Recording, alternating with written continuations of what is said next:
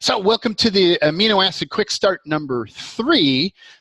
This is basically once you've trialed and you've gotten your amino acids, you've figured out what your dose is. What do you do with that? How do you keep everything on track? And I have this wonderful picture of a train that got off its track, and it can happen. Sometimes it's due to interference, and sometimes it's actually due to a good thing. And I'll tell you kind of a story of where I'm at. Actually, in these last 2 weeks have been a bit more challenging for Jaden because my amino acids were out of balance. And I was kind of like, it took me a couple days to figure out they were out of balance. What can happen is your body is supposed to be producing the amino acids. So your body is supposed to be giving you everything that your brain requires to have it active at full scale. But there may be things going on. Some of them may be genetic. Some of them may be simply something in your gut. The balance of microbes in your gut has shifted. And so your body's not naturally producing what it requires.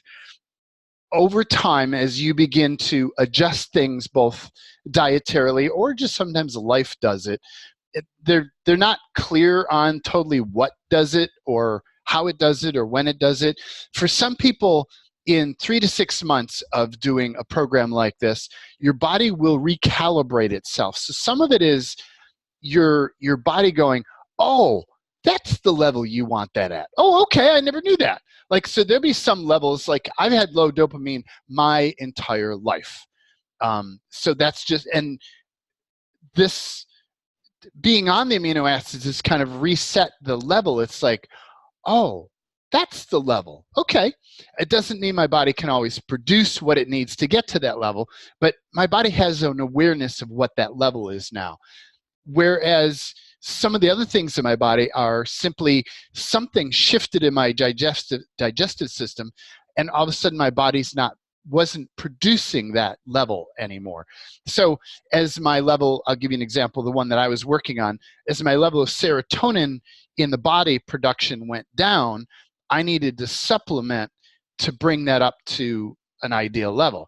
In the beginning, when I first started with the amino acids, I didn't actually need serotonin all the time. The first part of the day, I was actually pretty good. By the second part of the day, it kind of would get wobbly. And so I would start taking it the second part of the day. So you may not take them every 3 or 4 hours. You may only need to take them once or twice a day, or maybe just on occasion when necessary. So you'll vary it up depending on what your body calls for, and I'll show you how to figure that out. But it's like, so in the beginning, my body was more, and then I needed just a little bit to supplement. And then I changed dietary things. I play with a lot of things, so it's hard to tell what's going on sometimes. But all of a sudden, it went down. I changed the balance in my digestive system, which I was deliberately doing, but I changed it not necessarily in a beneficial direction. So I needed to increase my amino acid dose to keep to the same level. And then recently, I've been working a lot on my digestive system and doing different kinds of clearings, and this went up.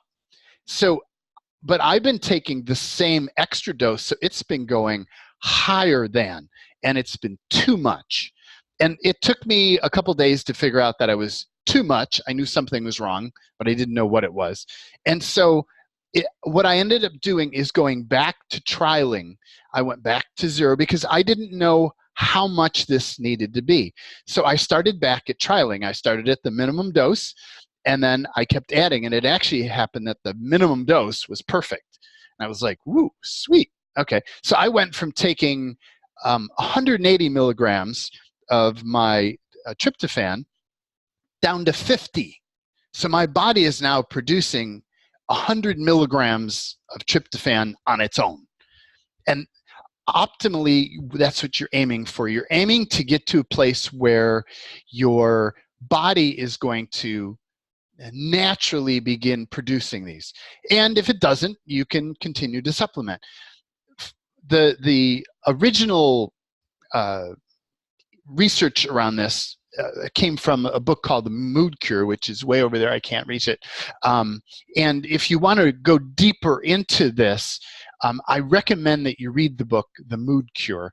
And I'm actually going to grab it because while I'm talking about it, it makes sense to actually show you what I'm talking about. And this is actually in the library. And it's actually what got me started, and it's brilliantly done. But when she worked with people, and she worked with hundreds and hundreds of people, she had a very large practice. What she did was she ended up finding out that some people, after 3 months, with dietary changes and just the amino acids, their body rebalanced and they didn't need the amino acids anymore, or they could start cutting them back. For some people, it was 6 months. For some people, 8 months. For some people, a year. And it's like, and some people, maybe longer than a year. I don't know, but I doubt that everybody stopped at a year. So, the bottom line is you want to support your body, and you want to be aware of what your body requires. So as your body begins to produce more, you may need less of the supplement. So it's not a one-time trialing and woohoo, you're good for life kind of thing. It's a constant state of awareness because your body fluctuates, but over time you'll get a flow of how your body works. And so keeping things on track is, how can we do this in such a way that this works the best and it keeps working optimally? And so that's what this chapter is about. So in general, and again, this is rerun, but take them ideally before a meal. Take your amino acids one at a time. Anything that's got an L dash and 5-HTP, any of the amino acids you want to take by themselves, ideally, or you can group together things of the same category. Like if I'm taking tyrosine and L-phenolphthalein, I take those both at the same time. If I'm taking 2 different kinds of GABA, I'll take those both. If I'm taking 2 different kinds of serotonin, I'll take those both. But if I take both serotonin and GABA, or GABA and dopamine, or serotonin and dopamine, then it can get wobbly, and I'll explain why. But so take them one at a time, wait at least 10 to 12 minutes between each one, and then after your last, whatever the third one is that you take, whatever order you take them in is completely up to you, but whatever the last one is, wait another 10 minutes and then eat food. So you don't have to eat food, but if you're going to eat, try to take these before food. And so how do I want to, I want to explain why. So why only one at a time? So this gets into this kind of fuzzy research, and I say fuzzy because scientists aren't totally clear, but the general concept is that there's a blood-brain barrier. So you're going to ingest these amino acids, and then they actually don't need to be digested. They need to be dissolved, and they immediately go into the bloodstream because of the way that they're so close to natural for your body. They don't need to be digested. That's why it happens so quickly. I can feel most amino acids in 8 to 10 minutes, and that takes 2 to 3 minutes for the capsule to dissolve in your belly. So like, it happens really quick. It gets into your bloodstream, and then it has to get from your bloodstream into your brain system. And there's a barrier there that only allows a very small amount of things to come through. And there's a category, there's one set of receptors that grabs glucose, amino acids, and nucleosides, and you can have a whole pile of them sitting there in your bloodstream, but only a small number are going to get through at a time. It only allows a little bit through at a time. So if you take all of your amino acids, it's only going to take a little bit through at a time, a little bit through one at a time, or in a small amount. It's not really one at a time, but a small amount. So if you take them all at once, it's going to grab whatever's the easiest one to grab, and it's going to bring it through one at a time. The reason we take them separated is because of this issue right here, is the blood-brain barrier only allows a small amount through at a time. So we want to flood flood it with the dopamine that your body requires, let that get in. Then we can flood your bloodstream with the serotonin it requires, and that gets in. So by doing it one at a time, we know it gets in, you feel it. Otherwise, it's kind of hit or miss. You don't know what gets in or whether enough of it gets in. And we really want the correct amount to get in. So when you eat, keep in mind, amino acids are the way it's supposed to be working, which are from food. You get your protein chain, so you eat any protein, they're made up of amino acids. There's 22 plus amino acids in there. I think maybe there's only 22 amino acids in there and other things. And your digestive system plucks those out, breaks those into the component, and then chucks them into the bloodstream. And that is how they ideally get to your brain.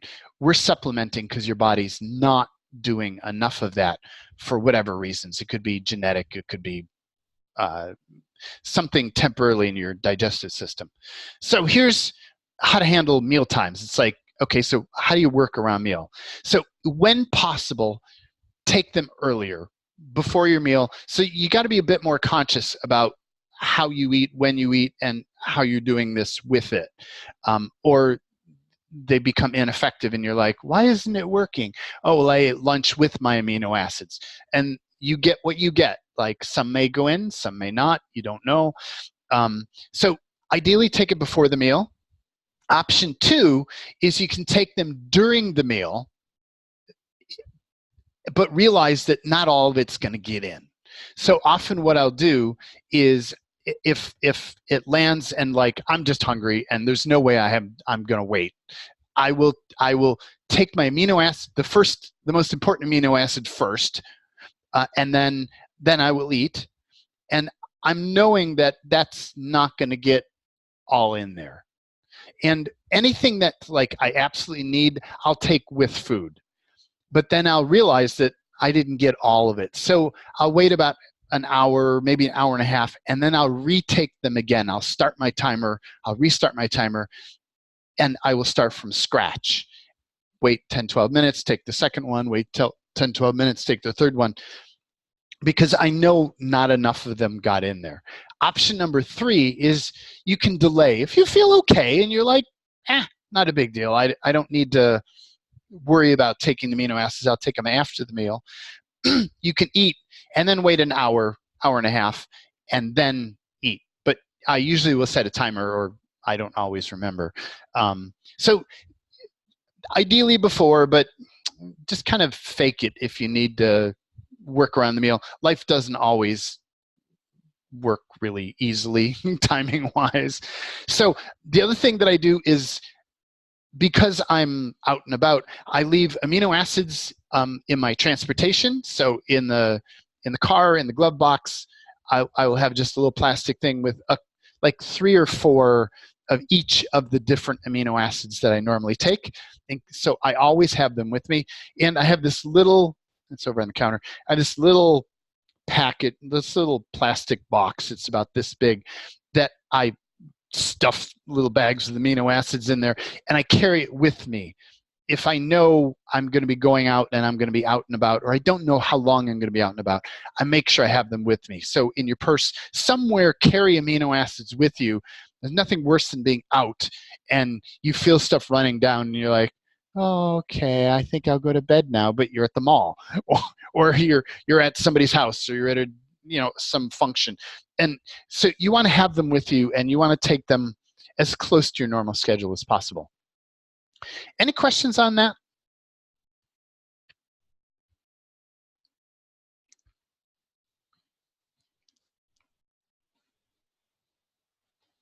Okay, so in the last one I talked about setting a timer and then being consistent, like doing it on a regular basis.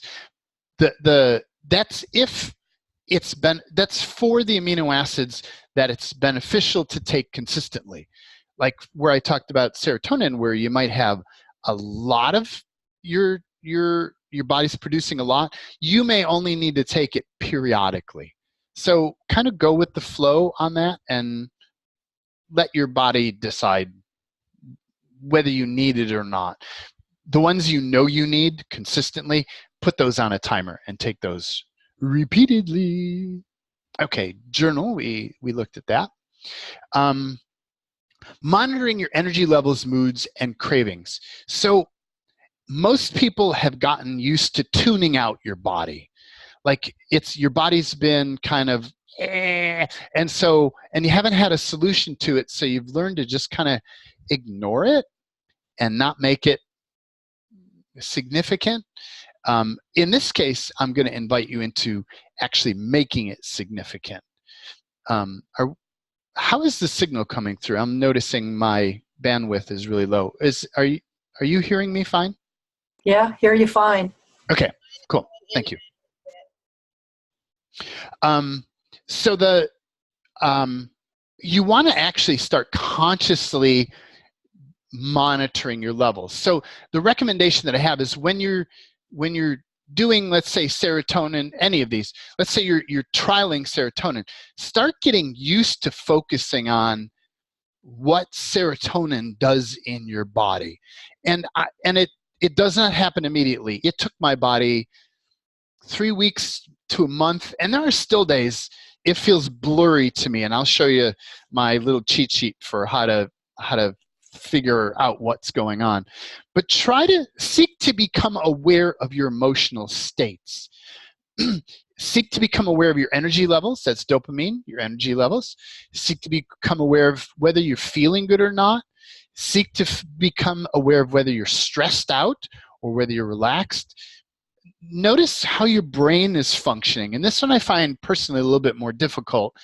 But like certain tasks just don't require a lot of brain work, so I don't notice anything.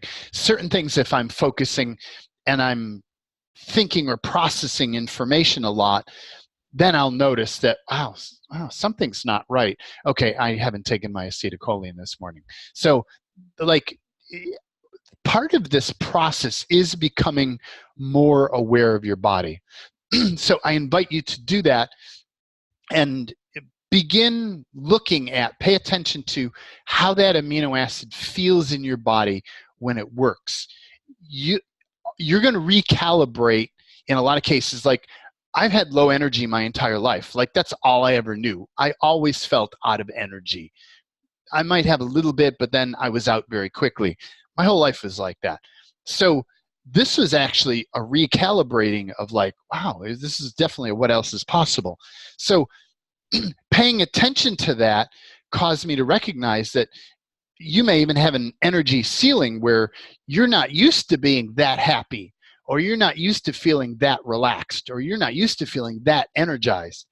And it may take a bit to kind of up your ceiling a little bit till you're like, wow, I can have more energy, and I can feel more positive and more happy, and I can feel more relaxed, and it's okay, right? Like it never used to be okay, or you had to meter it out so it lasted the whole day. So allow yourself to explore with the levels of things.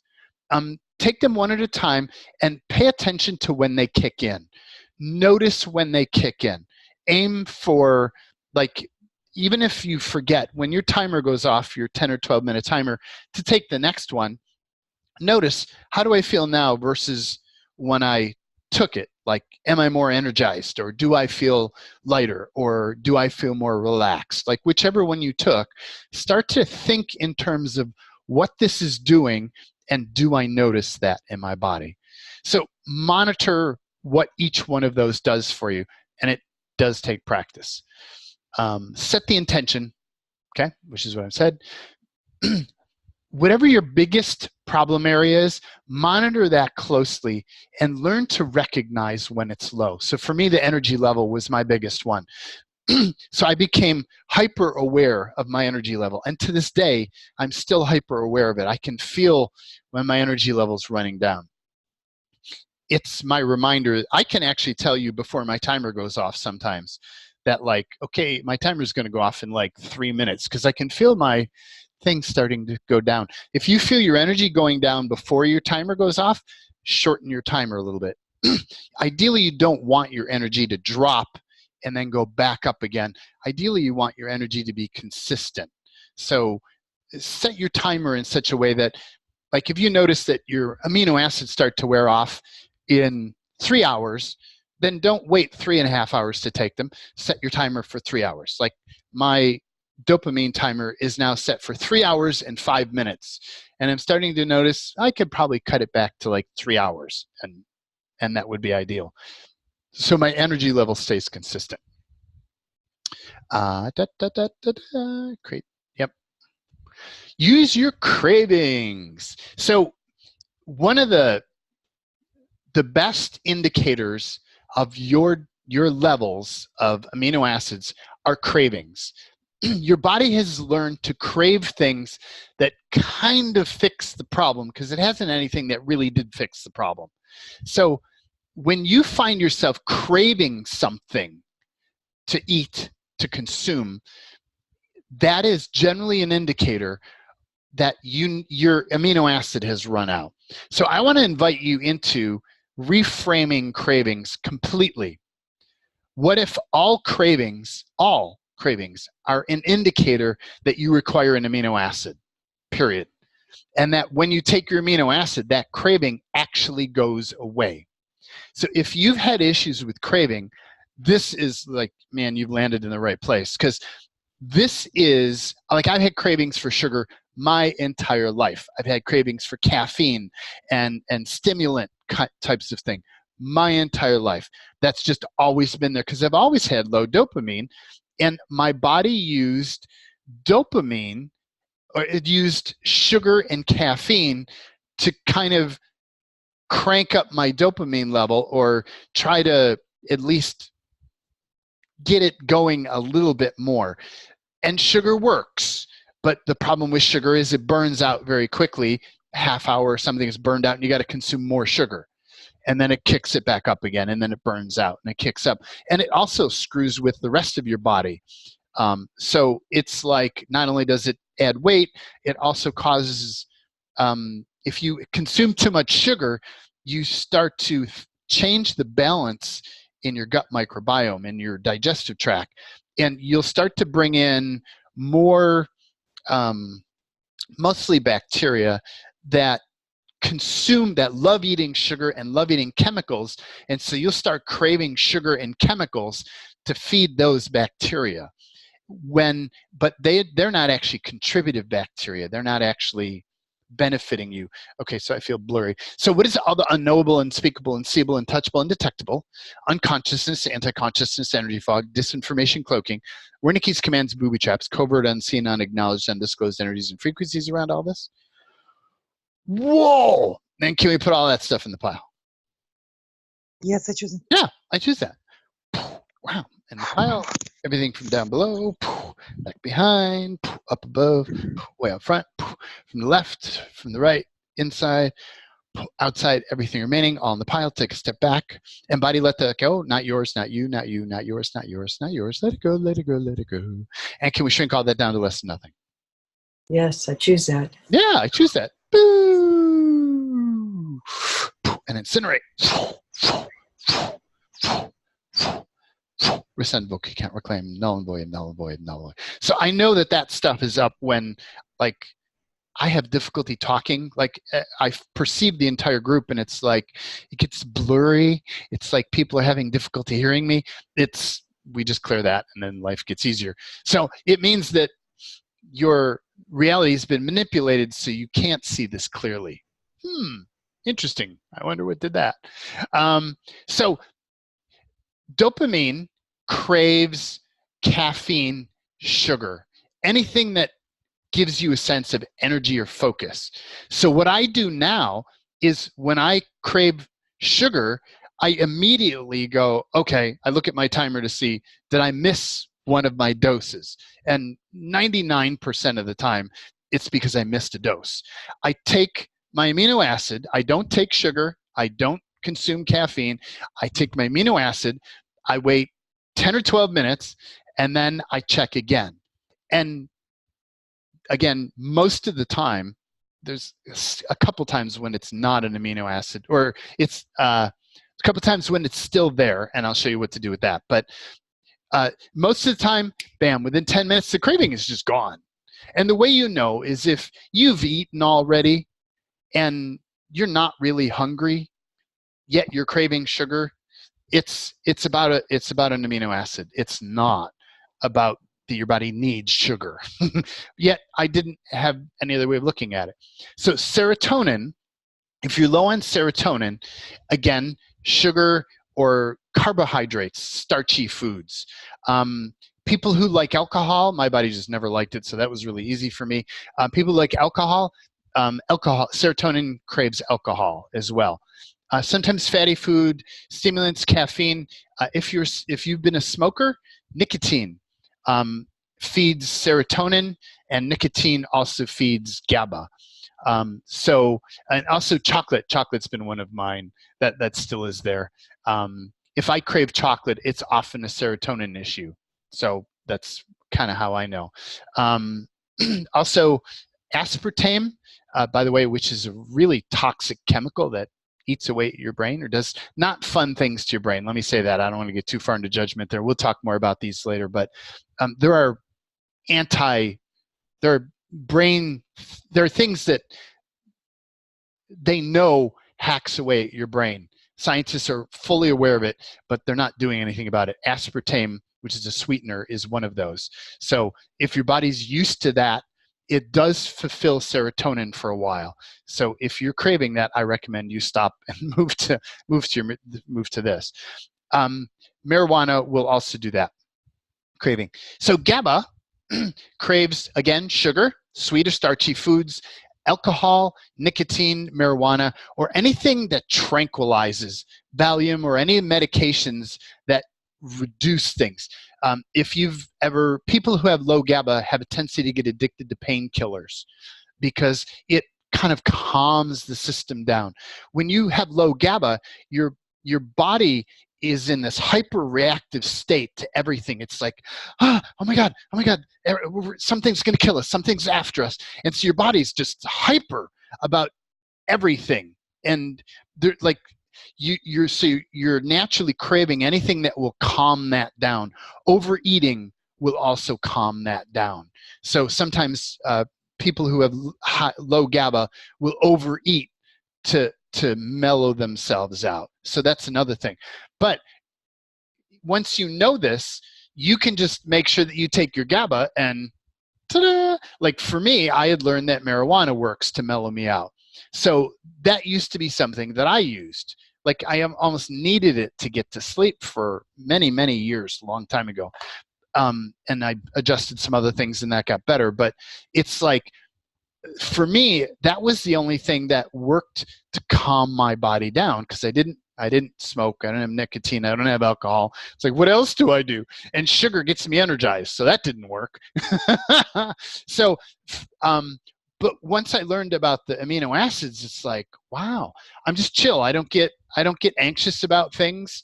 Like life is just easier because my body isn't in this always hyperactive, something's after us kind of state.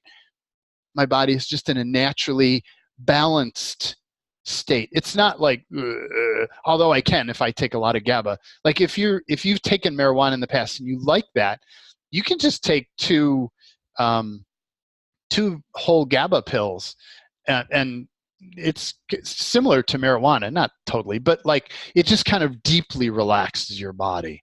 So you can really control that. So you have access to that, and your body's supposed to know. Your body's supposed to have access to that. My interesting point of view. So we're basically re-inviting your body back to knowing how to balance itself out again. Acetylcholine craves fatty or creamy foods. So I'll crave cheese. I'll crave French fries. I'll crave burgers. I'll crave ice cream.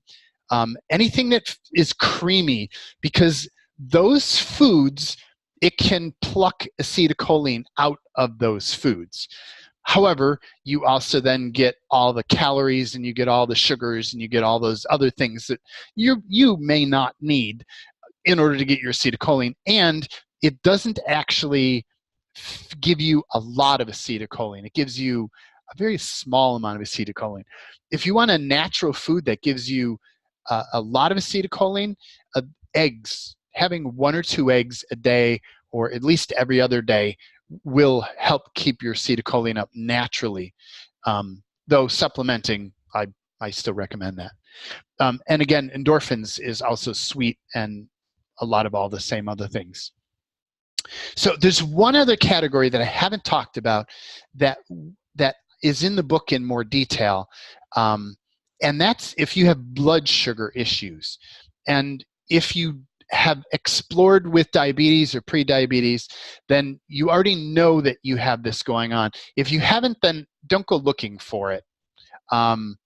But if you already know that you've got pre-diabetes or diabetes issues going on, there's one other supplement that you'll want to take, and it's L-glutamine, and I talk about it in other places in this book. But here's the gist of cravings. Let me show you how this works. This is the sweet part.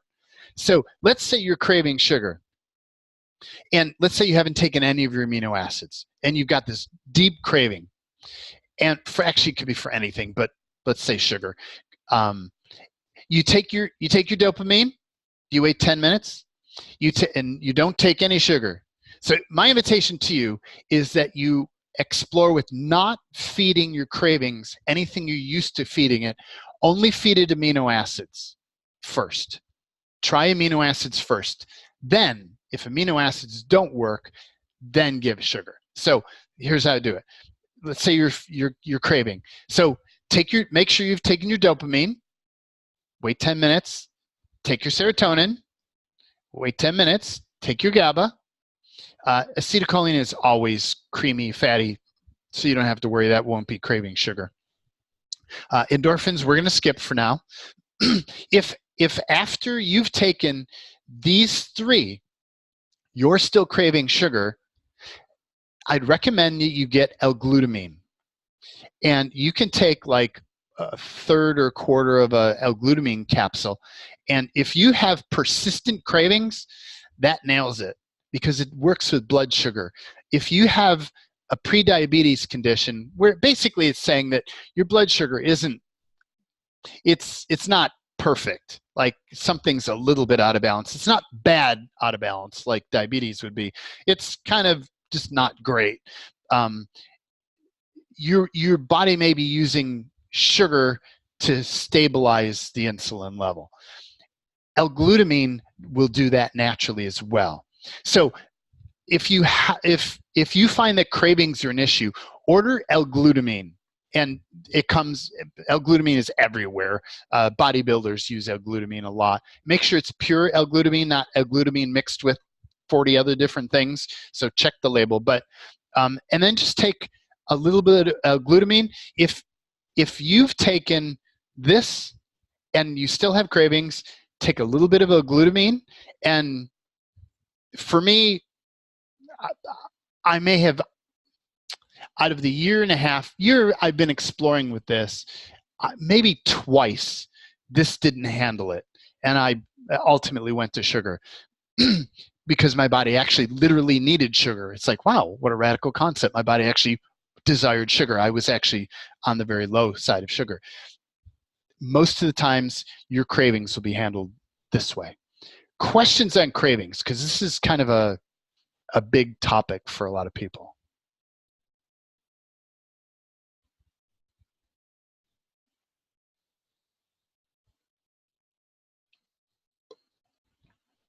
I just want to say that I've had all 3 of the different ways you could screw up taking your amino acids now. Yeah. I took it, and then I took it again, took a little too much, and then I took it, left the house, didn't have it with me to take more. Then I skipped it all the next day, and that day I wanted a greasy hamburger and French fries, and I felt like a cigarette all at the same time, and it was like, okay then, what's up? So that's good to know. I think it's interesting that I skipped right to acetylcholine. Kind of jumped over GABA, and because I've taken L-tryptophan, so I skipped right from the dopamine and the GABA craves into the acetylcholine. Yeah, which kind of surprised me in some ways, because I don't quite see the connection there, but They're not necessarily linear. It doesn't go this one, then that one, then this one, then that one. okay. So Okay. it can be purely random. I just have them in this particular order. So the order is completely insignificant. And I don't smoke, and I've never been a smoker. Yeah, but you're craving a cigarette, right? I was. Oh my God. That's I, amazing. Yeah. If they'd done 50 'Cause- cents, I would have had a pack. I'm pretty sure. Because your body knows from other bodies. It's like, and that's actually, talk about cravings. My body, I could be, how do I want to describe it? I noticed in this last year of doing this and paying attention to my cravings, I'd be somewhere and I'd watch somebody light up a cigarette and they'd start smoking, and my body would start to feel envious of them. And it was in my body, it sounded like, I wish we smoked. And I'm like, what? Like we've never smoked. We don't like smoking cigarettes. They're like, ugh, to my body. And it's like, what? But what my body was saying was, here I'm watching this body, and this body was stressed out. It starts to smoke, and it starts to get relaxed. And my body's going, I wish we had that. Yeah. And what I did was I often noticed it when I was driving. I don't know why, but I would notice it while I was driving. I'd see people standing there smoking alongside the road or what have you. And my body would have that reaction. I'd come home and I'd take my GABA, which I know was my body wanting to calm down. And all of a sudden my body was like, yeah, my cigarette, cool. And it was confusing, but part of this is learning the language of my body. So now when I perceive my body envious of other people's smoking cigarettes, I know my body is desiring GABA. Cool. Yeah. So paying attention to your cravings Anybody else have a question? Thank you, Sheila. I have another question. Yeah. If I can ask it. Sure. A lot of times my sugar, any type of craving shows up later at night, but particularly sugar and chocolate. Mm-hmm. And it's a little too late to take the L-tryptophan about the time that shows up. So do I need to take someone I don't think I need to take? What do I need a dose? Because I'm taking it twice a day so far. Yeah. So in the evenings, are you still on serotonin and GABA? I'm not using GABA at all, just the L-tryptophan, serotonin. Got it. Okay. Because all three of these will crave sugar. Okay. So how much, and we'll look at how to figure this out, but let's ask your body, how much is it dopamine in the evenings when you're, so body truth, in the evenings when you're craving sugar, how much is it dopamine? Let me just save you some time. It's theanine. How much is it serotonin? How much is it GABA? Do you get a read on any of those? Yeah, it's definitely GABA. Okay. I knew that before I started. I started with the L-tryptophan because it was the only one that really read. Yeah. You know, when I did the testing thing, it was the only thing that really showed up. But I can see they're interconnected, and I'm wondering if they're already trying to communicate. They are interconnected. And like, for instance, when I go to, I want to take you to, let me take you to my cheat sheet here. And I'm going to plus you in on this. So this is actually this is in your book, and I'm going to recommend that you print this page out. So it's this one page. Let me zoom out here. Come on, zoom out. I'm going to recommend that you print this page. It's the same thing printed 4 times. And what this is a cheat sheet. This is probably the most valuable condensed piece of information in the entire book. This is the most used element I have, that's too big, of any of the things in this book. I always have a sheet that looks like this printed out, and they're laying around different places. I always have one of these handy. This is what allows me to do troubleshooting. And let me show you how I use this. So I'll start, actually, I'll get back to your question. I want to, while I'm on a roll here. I'll explain this, and a lot of other things will make more sense. So here's how you use this. When you first come in, when you first notice, okay, something's not right. What is that? This is what the sheet is for. It's like figuring out what is not right. At the top, you want to ask first, so truth body, how much do we need to do energetic clearing?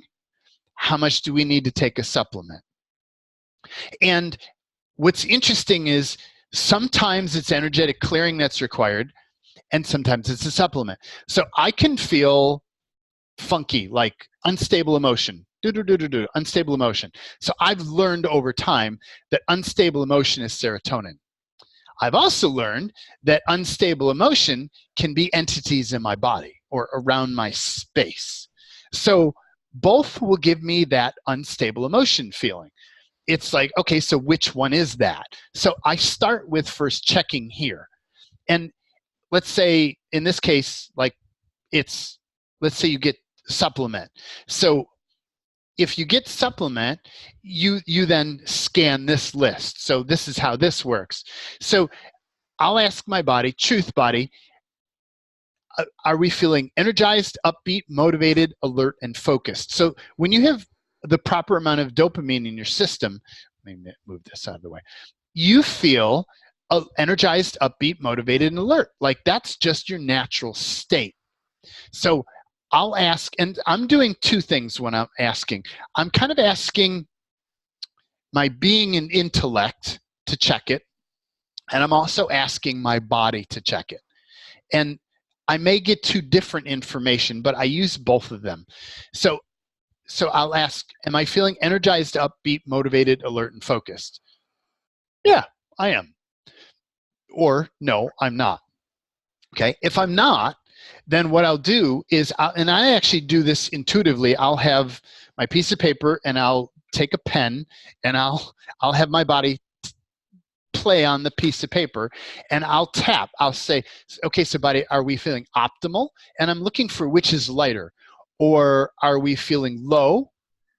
Or are we feeling high? The high is overdose, and overdose actually, in my body, the high doesn't work so well. Like if it's too high, it'll go back into low.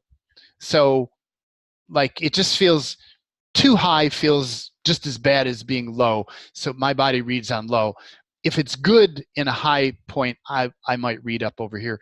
I never read up over here. Instead, I'm over here. But so that's another level of confusing. But here's how you use it. So optimal. So body. So body truth. How are we feeling about dopamine? Are we optimal? Are we low? Are we high? And I'll see which one feels lighter. And for me, my body actually, I can feel it as I move. So I'll like tap the piece of paper with my pen. It's like, are we optimal? And I'll tap this way if it's lighter going this way, and I tap and see if it's lighter going this way. Often, if my issue is low, I'll tap and I'll go past, it's like lighter, lighter, lighter, lighter, lighter, lighter, heavier, heavier, heavier, heavier, heavier, lighter, lighter, lighter, lighter, light, light, light, heavy, heavy, heavy, heavy. And so I'll find that for me, that's where the lightest is. That's my body's way of saying that's where we are right now. We're on -1. We're a little bit low in dopamine. And when I feel a little bit low, I'm not feeling energized, upbeat, motivated, and alert. I'm not feeling trashed, but I'm feeling not very energized, upbeat, motivated, alert. Serotonin, I'll ask, okay, so I'll check with mind. Am I feeling positive, confident, easygoing, stable emotions? Yes, no. If no, or also, I also check with body. So I'm doing two things. I'm checking being and I'm checking body. Body, I'll be like, okay, so are we optimal? Are we low? Are we high? And I can feel which one's lighter. Well, body would feel lighter on low. So this week for me, what has been showing up has been like when it was off, it was like low around here. So when I checked it, did I feel positive? No. Did I feel confident? No. Was I easygoing? No. Stable emotions? No. I was all over the place. And body read low. And so I would then check GABA. Okay, am I feeling relaxed, stress-free, calm, and content? I check with mind. Mind says yes or no. And I ask body, how are you feeling? Well, body would be like, well, this is light, this is no, wherever's lighter. And then body would land. So this is what, when I don't take my amino acids, it starts to look like this. I get, well, actually it would, if I did all 3 of them or all 4 of them, it would start to look like this. This is my typical low amino acid. Once I've taken my amino acids, I can tell because they're all kind of right around here. And I do feel energized, upbeat, motivated, alert. I do feel positive, confident, easygoing, stable. I do feel relaxed, stress-free, calm, and content. And I do feel mental clarity, quick thinking, and responsiveness. So this is your cheat sheet for figuring out what's going on. And it's an intuitive and a mental process. You can use it for either. If you have a good way of reading your body, use this to read your body. If your body's all blurry and you're like, I don't know what the hell's going on, then check your intellect. Am I feeling energized, upbeat, or your infinite being? Am I feeling energized, upbeat, motivated, alert, focused? Or am I feeling, let me change this. Or am I feeling tired, depressed, bored, angry, low motivation, low energy, isolating, and inactive? And I'm also craving caffeine, sugar, and energy drinks. So I put the cravings on here too. So you're either up here or you're here. So you can check. So am I in the top row or am I down in this row? Am I in the top row or am I down in this row? And use this to check both your cravings and check your levels. So this takes a bit of practice. Don't expect to get it immediately, but play with this and actually mark. And the reason I've printed out, I don't know if you can actually see that or not, but I actually put marks on a piece of paper, and once it's so marked up I can't tell what I'm doing anymore, I throw it out. Actually, I use the back for note paper too. And then I throw it out, recycle it, and then I grab another sheet. So I recommend you have these printed out and have these just kind of hanging out. It's a way of checking intuitively what's going on. Questions?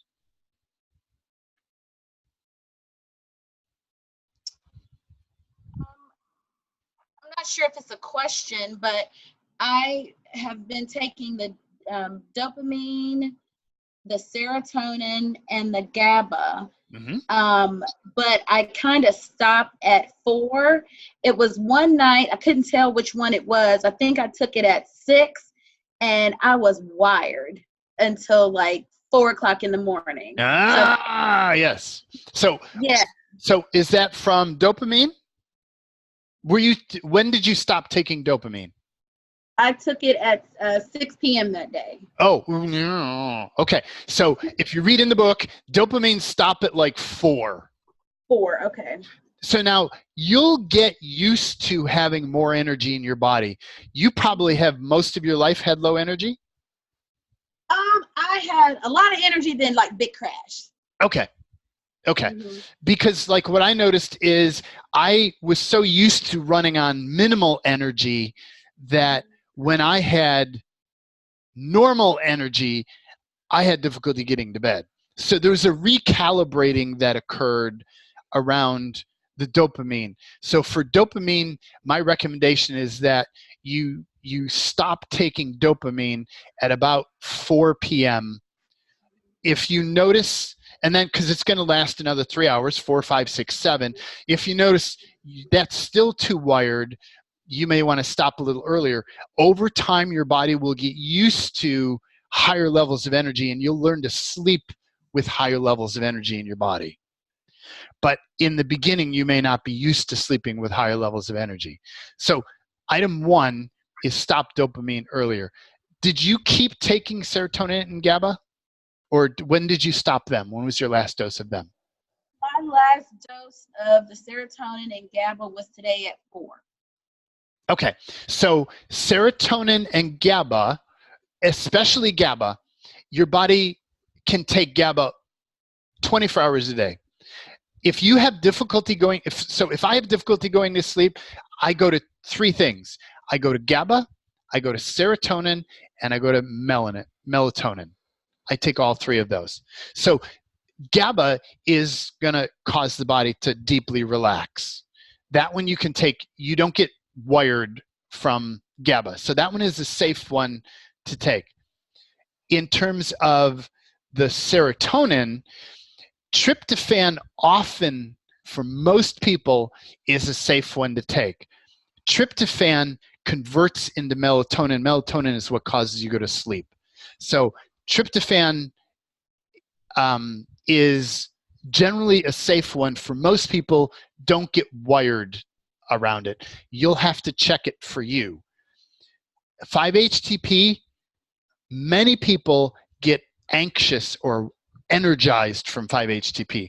Like, I can't take 5-HTP in the evening, or like it's more challenging to get to sleep. So if you're taking it in terms of 5-HTP, don't take 5-HTP at night. During the day is fine. But most people can take tryptophan at night. So did you buy any melatonin? I did not buy any melatonin. Okay, so being wired, I strongly recommend you get melatonin. And they have it in two formats. They have it in, if you can get it in, like, you can also typically get melatonin locally, so you get what you get. But if you can get one that says time release, it will give you an initial dose, it'll pause for a couple hours, and then it'll give you a second dose. But if you wake up in the morning and you feel still groggy, then time release isn't for you. You'll want just the single release dose. What I suggest is you buy it at 1 milligram. If you have a choice, buy it at 1 milligram. And then, because it comes in 1, 3, and 5 milligram. Sometimes it's even a half of a milligram, but,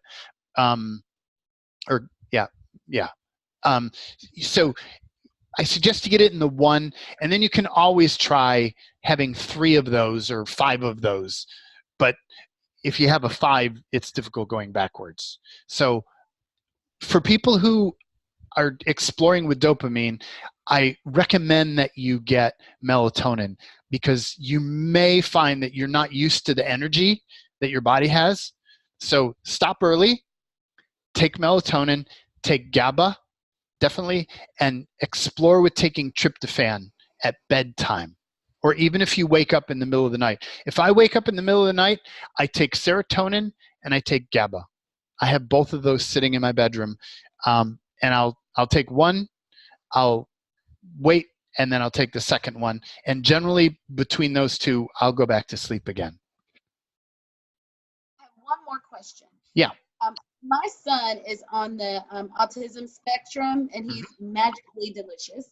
Yeah, and nice. He's on this program called Brain Balance when he was younger, and so they prescribed these for him. But now he's 12, and I was curious as to, because I think that this could really help him, especially going into middle school.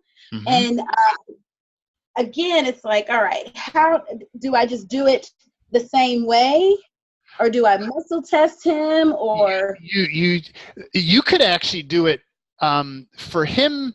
It might be. Yeah, let me zoom out. This is a little too close. Because they used to have him take a whole GABA before bed. Well, that would mellow him out. And you're probably glad you had that whole GABA sometimes, right? When he's out, he's out. Yep. So my recommendation for you is monitor him. Well, you have a good sense of what his states are like. Is do the quiz in the book on him. So Okay. the quiz in the book is more accurate than the quiz online. Okay. Because it's going to use severity. You're going to rate whichever ones you check, you're going to rate them 1 to 10, because some are really strong and some is like, yeah, whatever. And then you're going to count the severity rating, and that's going to be what you're going to do. So I would run him, don't ask him, or you could ask him.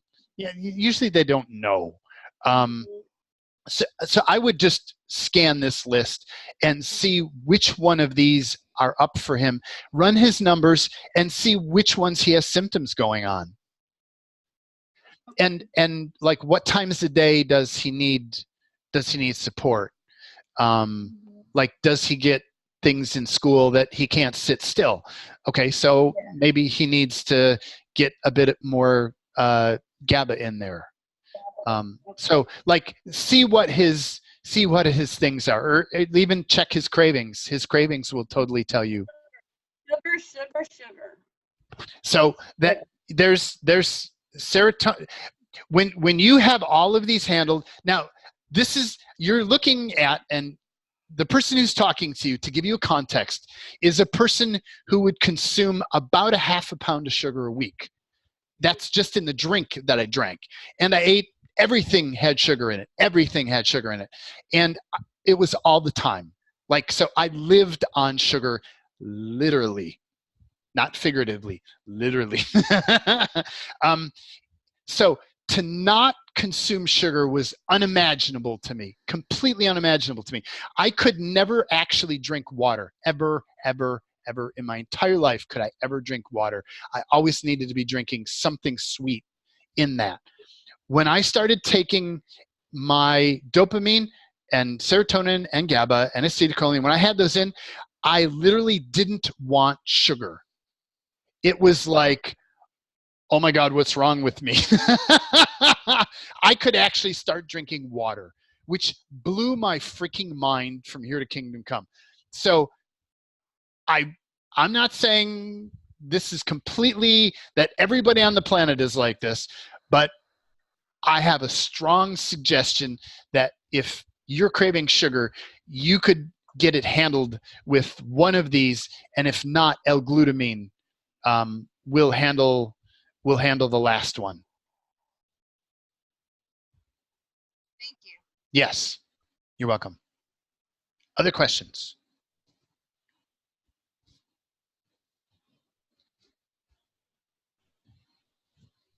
Just a quick question. You have a term there called GABA blend. Did I miss that? Is that actually an available supplement, or? It is. Yes. Okay. So okay. let me go to although let me go to green here and let me find green. I love the color coding. I still love the color coding.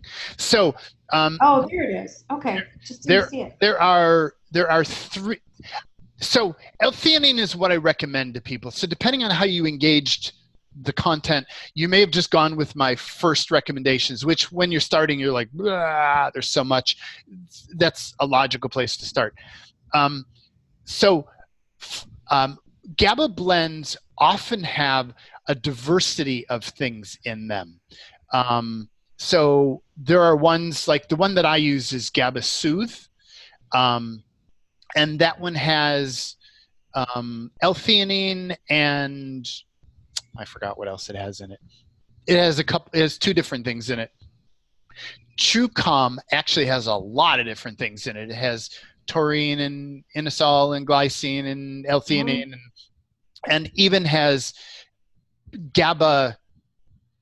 They just call it GABA, just plain old GABA, which I used to, which is an amino acid. It's a man-made amino acid.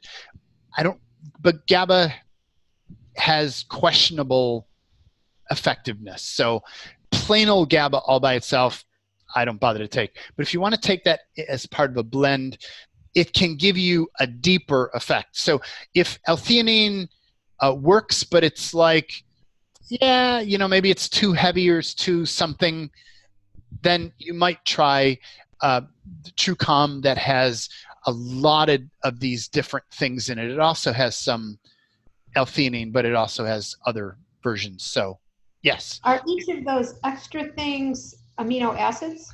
Yeah, this is actually L-taurine. Inosol is not. L-glycine, I think glycine. L-theanine is an amino acid. Inosol, I believe, is a herb. There's a couple herbal elements in there. Okay. So it's got basically, like when you look at amino acids, there's a couple different ways, or when you look at supplements, there's a couple different ways that they go. There's the individual ones, so you can pick and choose. And then there's the kitchen sink approach, where we're going to grab everything that research has ever suggested could potentially benefit GABA, and we'll throw it all in one pill. And sometimes that's a good thing, and sometimes it's not a good thing. It depends on your body. If your body likes all of those things, then it's sweet. If your body doesn't like my body doesn't care for inositol, as much. I think that's my intuitive guess. I can't tell you exactly what, but it likes it a little bit. But if I take too much, like something is like, no, that's not good. But GABA Soothe, I could take a whole capsule and I'm fine. So, yeah. Does that answer? Yeah. Actually, as I sit here and test this out, it's actually the taurine my body is after, not the rest of it. Okay. So what I would do is buy taurine separate and explore with that one separate. Okay. Because, and like, I've got that. Because when you're, taurine doesn't have a very strong GABA effect, but taurine does other things too. So your body may be exploring taurine for other things. Mm-hmm. Yeah. Yet it wouldn't necessarily satisfy GABA. So you'd be taking it and you'd be thinking it's doing GABA, but it's not giving you enough of GABA, but it's fulfilling something else. So I would play with it as a separate thing. Okay. Yeah. Cool. One more question. Yep. Is the L-theanine stronger than the GABA blend? Is that what you said? The GABA blends pretty much all have L-theanine in it because L-theanine is the most effective thing out there. Okay. So they're almost all going to have L-theanine. It's hard to find one that doesn't. It's just a matter of what the dosing is in there. So it's for some people, L-theanine is just all you need. For other people, you kind of want more. Like it works, but it maybe works. There can be for some people like a fine line between like they take it and they find a dose where it's kind of working, and then it goes into too much. Like the sweet spot is too narrow. If the sweet spot is too narrow, then a GABA blend might be better for you because you have more things doing GABA and you don't cross into the too much line. Thank you. Yeah. Other questions?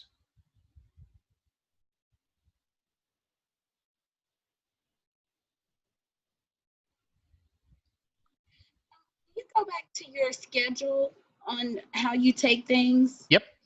Let me see if I find that. Okay. So I usually start with tryptophan, then go to L-theanine, and I take tyrosine last. I've done it the other way. Frankly, for me, it doesn't matter a whole lot what order I take them in. I've more or less just gotten into a habit of taking them in this order. Acetylcholine, I'll throw that in anywhere. It doesn't matter where you take it because it's not an amino acid. Any non-amino acid, you can stick it in anywhere. It doesn't matter.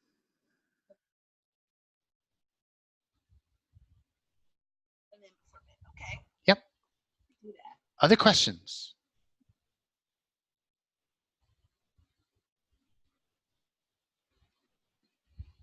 Okay. So I recommend that you print out this sheet and start exploring with it.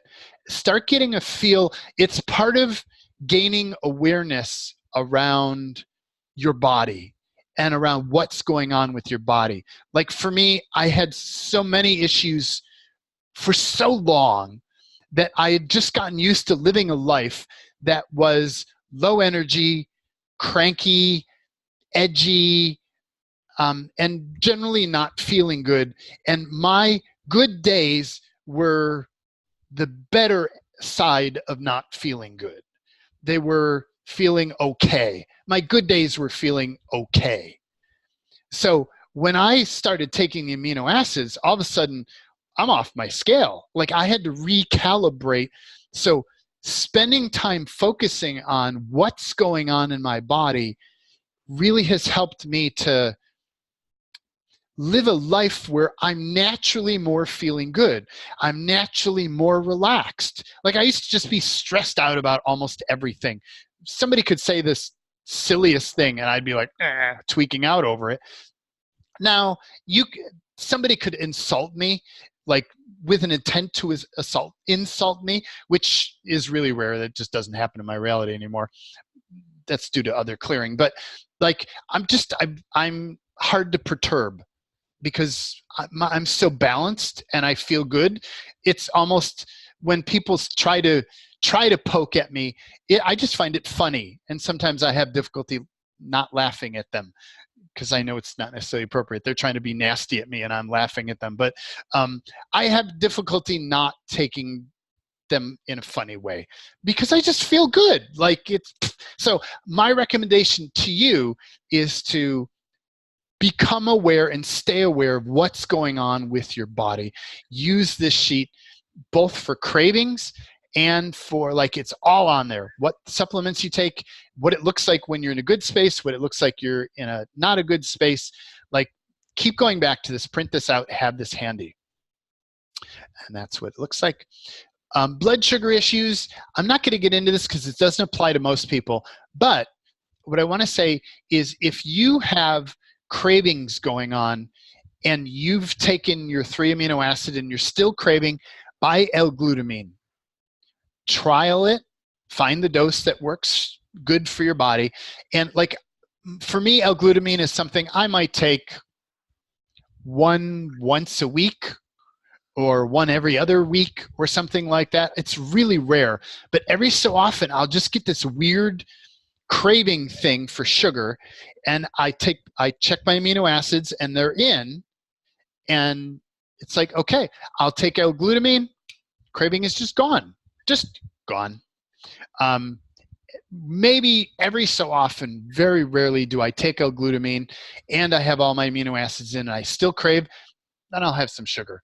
It's really, really, really rare. So my invitation to you is to, if you have cravings going on, start handling your cravings here now with this, because it all works together so sweetly.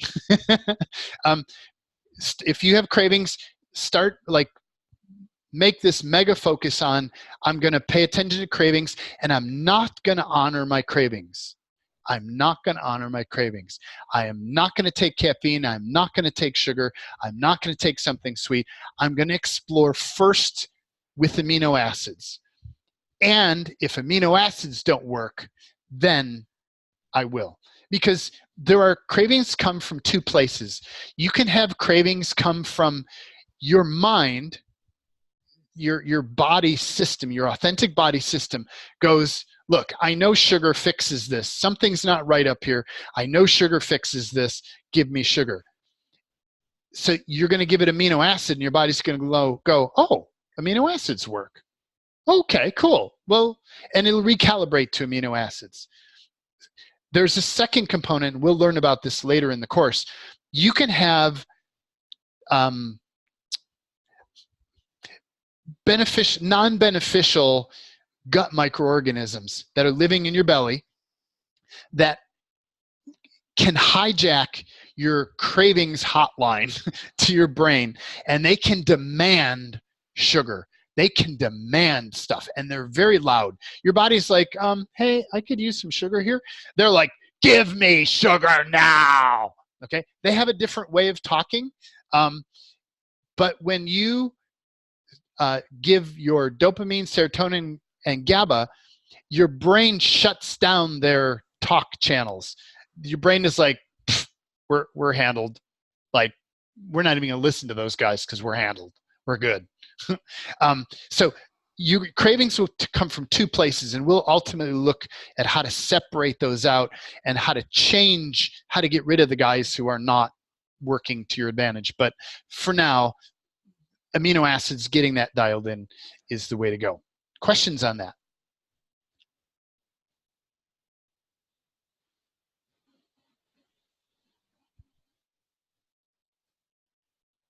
Okay, so last thing is I created a new video just yesterday, day before yesterday, on the shortcut. Once you've done your trialing, you may get to a place where it gets tedious measuring all the little pieces of paper with the stuff and filling the capsules by measuring.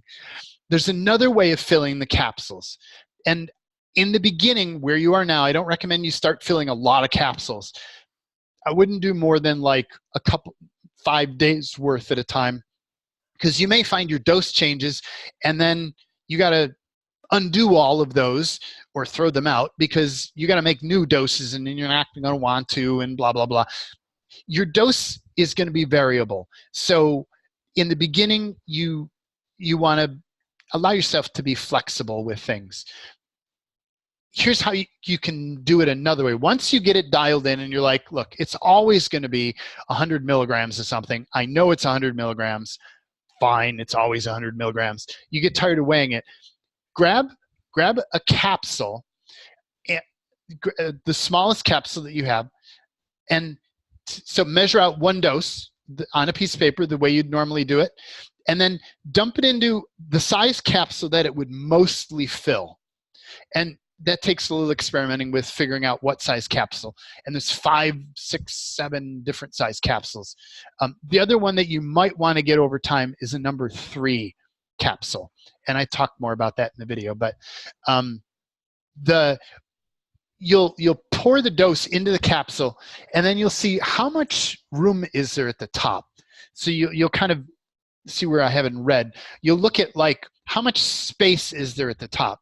You can then take that same capsule, an empty one, and just fill it with powder. You don't have to weigh it anymore. You just fill it with powder and you stop at that level. When you weigh it, you'll find it's extraordinarily close. In most cases, it's close enough. So I don't actually weigh my supplements once I've figured them out. I weigh them once. I pour it in a small capsule until it's mostly full or completely full, and then I use that as a reference, and then I write down a note. Capsule size 3, fill it 80%, or fill it 90%, or fill it totally full, or fill it slightly rounded. And then every time I just keep refilling that same size capsule, that same volume, and I don't have to weigh them at all. So that's, again, I'll give you much more detail. You click the link there and it will take you to that video, and I'll show you actually how to do it on the scale, step by step, how to play with the capsules. So this is a shortcut, and there are some other shortcuts I'll talk about in that video, but I won't get into them here. Troubleshooting, this is the last section. If you have a space where something just isn't right, come to this section of the book called Troubleshooting. And like, you may have something, body doesn't want a certain amino acid, what to do about that. At first, the beginning of the day, you take your dose, it's fine, but then later something gets strange. It seems like an amino acid isn't working. You're waking up in the morning and you're just really funky. And like, before you take your amino acids, there's a solution for that. Sometimes the dose seems stronger, sometimes it seems weaker. Sometimes you feel wonky, and this is what I had. I just had, everything was weird in my reality, and I couldn't figure out what was going on. Those are more challenging, and feel free to email me if you want support on that. Any of these, if you have a question. But this is where you can find the answer to this. These are all the different things I've ever found. You can actually go back and track which one. And I'm not going to confuse you by engaging this now, because it may take you months before you ever reach a place. But you're basically going back to what you know, and it's like, actually, let's do clearing. So what is everything that's upper active? Everything that's triggered, everything that's upper active, can we put that in the pile? Yes. Yeah, I choose that. And what is all the unknowable, unspeakable, unseeable, untouchable, undetectable, unconsciousness, anti-consciousness, energy fog, disinformation cloaking, Wernicke, spans, booby traps, covert, unseen, unacknowledged, undisclosed energy and frequencies? Wow. Can we put all that in the pile? Yeah, I choose that. And everything from down below, back behind, up above, way up front, left and right, inside, outside, everything remaining, all in the pile. Body, take, let go of that. Not you, not yours, not you, not yours. Let it go, let it go, let it go, let it go, let it go, let it go. And can we shrink all that stuff down to less than nothing? Yeah, I choose that. Ooh. And vaporize. Rescind book, you can't reclaim vaporizing, vaporizing. So when you have weirdness, it all comes back to the same thing. Something is probably too much. Usually it's because your body's producing more or you're being manipulated. Like I've had things where I was manipulated where I was grabbing the wrong amino acid. Like I was so blurry and I'm making my amino acids and I put them in the wrong bag. So I'm basically putting the wrong amino acid in the capsule and think I'm taking something different. So like you want to be really clear about when you're making these so you don't accidentally mix, because they're all white powder. You can't tell the difference. They're all white powder. So you don't know whether you have dopamine or serotonin going on. So yeah. When things get wonky, it's basically dialing back and going, okay, what's going on? And really checking things again.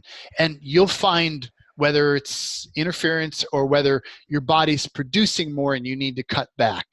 But again, all this is in the book. I recommend if you've gotten used to using the videos, this is the last of those videos. But there's a whole lot more information in the book. So I do recommend that at least one point in time, you at least skim the book and get a sense of what's going on.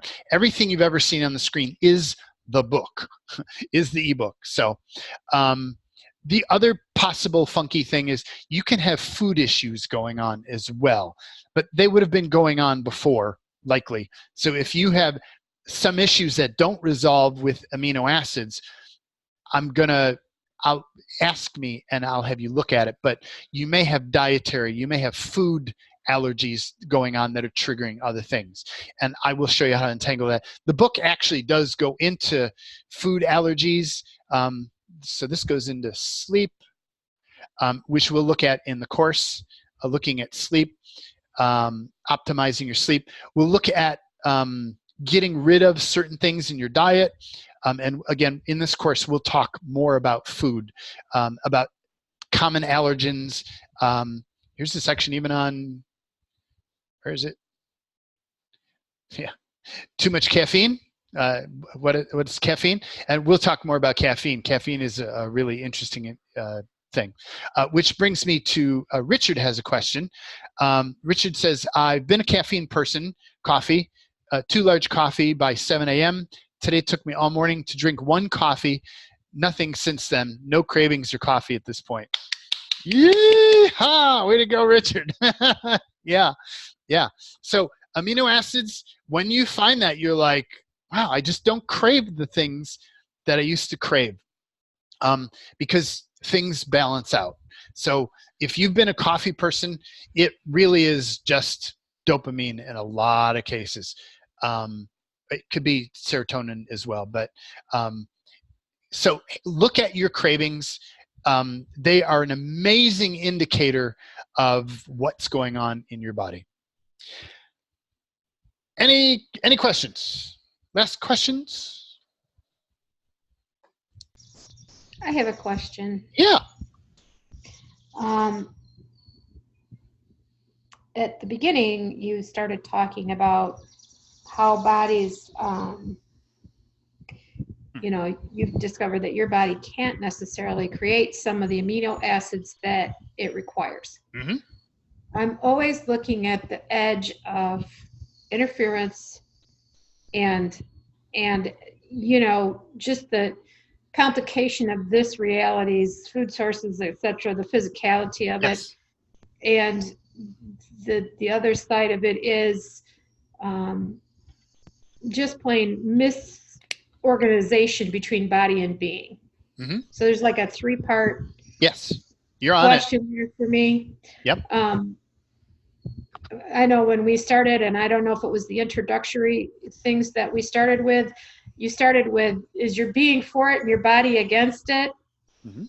You know, fighting, you know, alignment and agreement type of thing. And in every single case, almost everything, my body is against my being and my being is in opposition to my body. So it sounds like I'm in backwards, sideways, upside down, and I check that like daily. Mm-hmm. And do you find that you are in the body in a different way? Inside out is very common for me. Inside out. Okay. Yeah. So I correct that as often as I can. Yeah. You know, I just say, okay, what do we got to do? Do it. Yep. You know, do it. Yep. So when you talked about body and being out of sync, out of backwards from each other, in opposition, it didn't feel light. So, Truth, how much is being in opposition to body, authentic body, and how much is being, okay, let me use a different phrase for you. Let's see what it reads. Authentic body, symbiotic body. Okay, so do you understand the word symbiotic? I do. Okay, cool. So how much is your being in opposition to with your symbiotic body, and how much is it something else? Mine's in opposition is what I get. Okay, it feels heavy when you say that. So is that something else's idea? So how much is that your point of view? So say interesting point of view, I have this local point of view. Interesting point of view, I have this local point of view. Interesting point of view, something else has this distant point of view. Interesting point of view, something else has this distant point of view. Wow. You feel that? That's the Pre-tag, one. pre-encapsulate all, freeze, top down, trace, scan, Dale, and all their networks, hives, civilizations, universes, and all their customers, clients, shareholders, stockholders, boards, directors. Pre-tag, pre-encapsulate all, freeze, top down, trace, scan, Dale. And can we banish all those energies? Yes, I choose that. Yeah, I choose that. And was everything you agreed you would do for them, they agreed they would do for you? Was the benefit or value of engaging them? Was not the benefit or value of engaging them? So your body's holding on to that. And body, can we just try to create your attachment to those energies? I choose that. Yeah. And resend, revoke, recant, reclaim, renounce, denounce, just trying to create, make null and void, null and void, null and void, null and void, and out, banish, vanquish, and out, banish, vanquish. There you go. Yep, there you go. Out, banish, there you go. You feel that? Out, banish. Yes, lower body, distance, space. I mean, yeah. You know, yeah. more space, so lower body. You can also be inside out, backwards, upside down, or out of your body as a result of something else being in your body. Mm-hmm. So that's another. What it feels like when I scan your reality, or just in this little interaction, is that you're extremely aware. You've done a lot of work on yourself. You're actually very clear. And when a person gets to that place, the kind of manipulation that they do is this point of view manipulation, where we're going to slip in some energetic being that is going to slip in quietly, neutrally, probably by convincing your body about something, and then it's going to slowly make itself more present as if it's you, and it's going to try to trick you into thinking that its voice is your voice because it talks like you. Mm-hmm. It will mimic you. It will do things like you. It'll even encourage you to do things around clearing, as long as you're not clearing it. Like it will talk like you and be like you, that you begin to trust it, but it's not you. The way to handle that for you is interesting point of view. I have this local point of view. Interesting point of view. Something else has this distant point of view. Okay. And keep banishing all those something else's. Whatever you perceive as something else, just keep banishing those guys. Yeah, because the sense that I had when you said, you know, your body can't do this wasn't exactly the same as it should have been, if I say it that way. Yes. You know, it was like, now wait a minute. Yep. That's bullshit. There isn't anything I can't do. Yep. Yep. And that is my local point of view. So if it's not at a distance, then I can see where they're confused, trying to confuse me. Yeah. And so that's your your leading edge at the moment is your awareness of what's being embodied. There's something also going on with body that it's feeling the need to honor the points of view of some of these things. So when you're doing, I'll talk more about this later. This opens up a whole new conversation, but I don't want to start that here. But cool. Yes, you got it. Keep running with that. You're on it. Thank you. Yeah. Anyone else? Other questions?